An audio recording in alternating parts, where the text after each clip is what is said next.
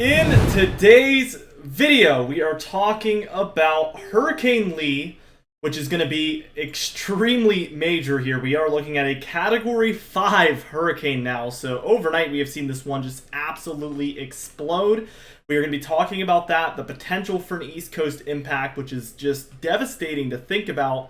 And then also talking about kind of the probabilities of an out-to-sea track, that East Coast track, etc. We're still kind of in a point where everything's possible. We do have another tropical storm to talk about, and then we will move into the upcoming pattern where we do see multiple Arctic blasts on the way that are going to bring fall temperatures officially here for the mid to late point of September. So lots of exciting things to go over. Before we do, be sure to check out Prestige Weather in the description and pinned comment down below, where we offer early access to our seasonal and monthly outlooks over there. So we do have our snowfall forecast available to you guys over there. Not only that, we also have our first freeze forecast, and we're always going to have more on the way. We also do weekly consulting calls and other consulting services within our community and within our business. So be sure to check it out again in the pinned comment and description down below for $5 a month. Let's get into things, and as you can see, Hurricane, should I say Major Hurricane Lee here, is expected to remain at major hurricane status at least through Wednesday, and I expect beyond that as well with how intense this one is.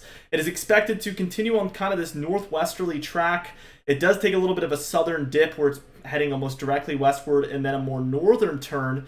But really, anything within the white cone is possible for that low pressure center to track. It could go very far south compared to what's expected, very far northeast of what's expected, or straight down the middle. All of this is going to lead towards very major implications.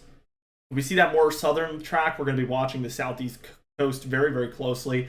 We see the middle one, we'll be continuing to watch the entire east coast. And if, thankfully, we see that eastern track, we will be watching for Bermuda and out to sea for the most potential or most likely track for this system. That would be the highest likelihood. Now, let's go ahead and move towards Tropical Storm Margot. I think it's Margot or Margaret. I think it's Margot, though. And you can see this one is expected to remain at tropical storm status until about 8 p.m. on Sunday, where it'll transition and intensify into a hurricane. At that point, heading almost directly northward until Wednesday, continuing to stay at that hurricane status. Obviously, this one is in the very, very middle of the Atlantic. A good place for a storm to be because we don't really expect this one to have any chance of really impacting the United States or really much land at all for that matter. So very good news all around here for Margot, but that could lead us towards another hurricane on our hurricane list, just moving us forward through the hurricane season overall, named storm, hurricane, and major hurricane list. Now, as we take a look at the entire tropics, that's the only two things to talk about, so we're not really going to spend too much time on this, but we have two major systems there in the MDR, that is short for Main Development Region. Let's keep going, and as we move towards the upcoming pattern, we can see by Friday, September 8th, we see some thunderstorm development up and down both the deep south, the east coast here, all the way from Florida to Maine. A lot of people were saying, how do you know the green is thunderstorms? I was seeing a lot of comments like that. And really this time of year, it's a good rule of thumb to just expect most precipitation to come in the form of thunderstorms. It's really dependent on location. Like this could be more showery activity, especially near the mountains. But in general, thunderstorms are going to be a chance where you have this precipitation during the summer and early fall time like this. So that is how we kind of come up with that. Now, Saturday, September 9th here, we see this kind of isolated and scattered activity all the way from the Rockies. You take that eastward into the upper Midwest, and that is mostly where we're taking a look at that. The deeper south, and again, all the way up the East Coast for the second day in a row, we are seeing thunderstorm activity and thunderstorm potential in a lot of these areas. Sunday, September 10th, we do see, again, the East Coast seeing quite a bit of activity, even more at this point. The darker the greens, the heavier the activity is, according to this model, so keep that in mind as well. A pretty similar day overall here because we do see that the Rockies and, again, towards the upper Midwest and through the northern plains are all seeing these showers and thunderstorms taking place here on Sunday the 10th. Now, Monday, September 11th here, what we're seeing is the Mid-Atlantic through the Northeast, a lot of thunderstorm activity.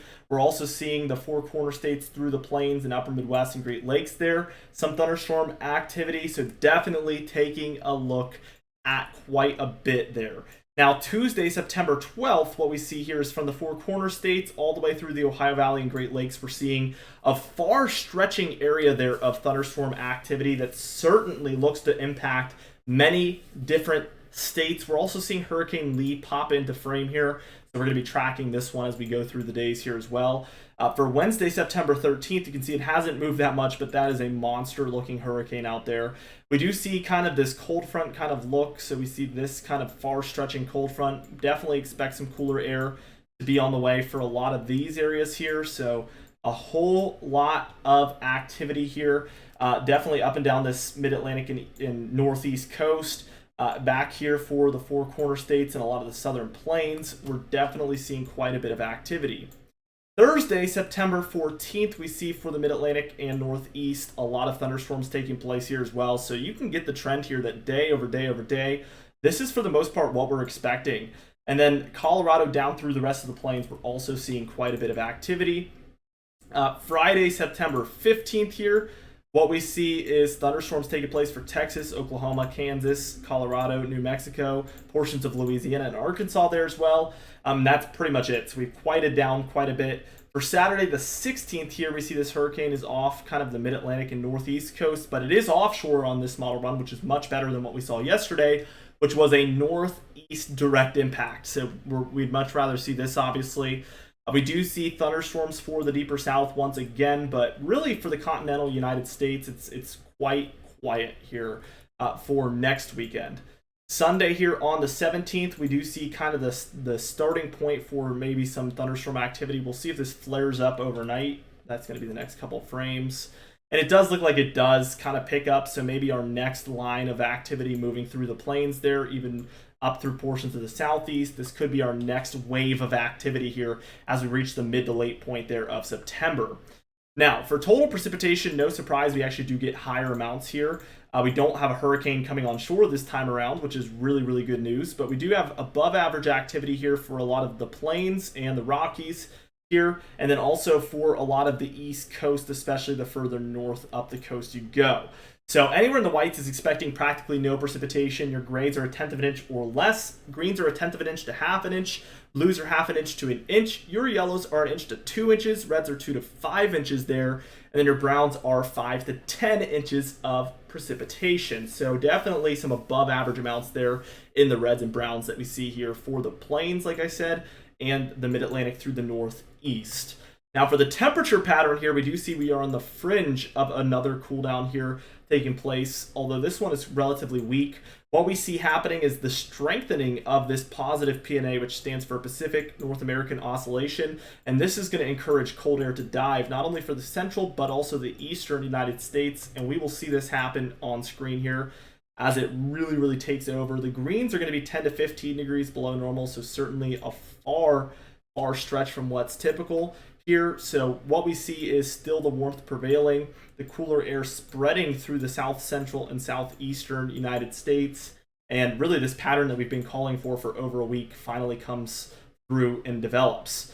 We see that the weakening of the cold over time, I don't know if I buy this necessarily. This is the European ensemble model, which means we have 20 plus members here all coming together with their mean average, and you can see things get a little bit less kind of accurate over time. A little bit more averaged out is what we call it, where you'll see a lot closer to typical, and that's not usually what ends up happening over time. We still see this positive PNA, which tells me we should still see the green light for cold air to continue moving into the east for the most part through the 20th. It's really after that point where we see like the 23rd here where cold starts to develop along the west. This would spell the end of this cold air for the east, in my opinion. So if we were to see a pattern like this setup, you would start to see some warmth trickle back in. So that's overall my thoughts on that upcoming temperature pattern. But we're going to continue to track this daily, of course. Speaking of daily, we do upload every single day, so be sure to subscribe for more weather uploads just like this one. You can even hit the bell icon for daily notifications when we upload, so you never miss one. Be sure to like the video if you did enjoy it, leave a comment down below, and I will see you guys in the next video.